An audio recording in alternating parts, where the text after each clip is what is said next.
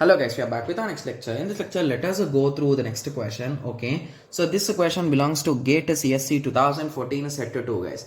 The question is an IP machine Q has a path to another IP machine H, okay, via three IP routers R1, R2 and R3.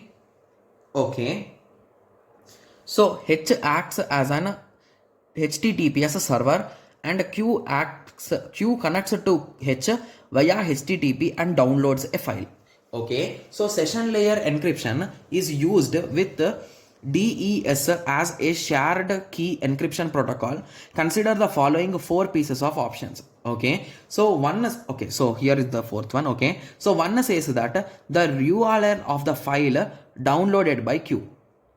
Okay, so option 2 says that the TCP port number at Q and H. Okay, so option 4 says that the IP address of Q and H. Okay, the option 4 says that the link layer addressing of Q and H. Okay, so what exactly they are asking guys? So session layer encryption is used with DES as the shared key encryption protocol.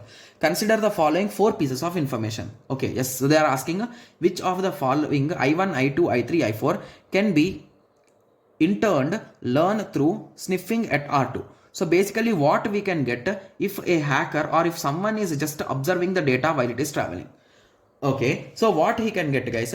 So the first thing that he can get is okay, so basically can he get the URL guys? So whenever a file is downloading, so that particular link, if someone is sitting in between, they cannot get it, right? Because of a small reason that it is encrypted. Even though he might get it, but he cannot decrypt and read it, right? Because it is a key encryption.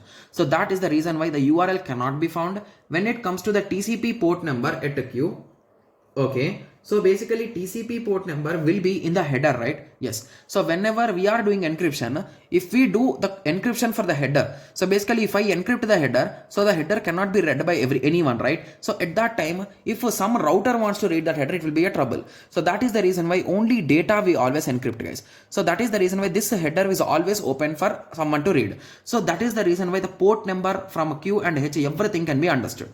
Similarly, the IP address of P and Q can also be understood because it's open. So basically if it is written in it, you can read it, right? Yes. So with that understanding, we can say that I2 and I3 are correct. Similarly, coming to I4, the link layer address of Q and H. Okay. So what exactly is meant by link layer address guys? Okay. Link layer address is nothing but so the address from where you got guys. So basically if you are here, you can say that from where you are getting the data, right? Yes. So from H. Similarly, if you are here, where the data is going for Q. So in that way, we can identify the linkage between them. But if you are at Q, so this is one router, this is one router, so you don't know them. So with that understanding, you can say that you cannot get the direct addresses of Q and H with the help of that R2. Got it? Yes. So with that conclusion, 2 and 3 will be a reasonable answer. So C is the correct answer. Got it? Yes. So I hope everyone got a clear idea, and this is a type of conceptual question guys. Okay. Yes. So I hope everyone got a clear idea on this. So in the next lecture, let us continue with the next question. Thank you. Thanks for watching. Like, share and subscribe for more awesome videos like this. Thank you.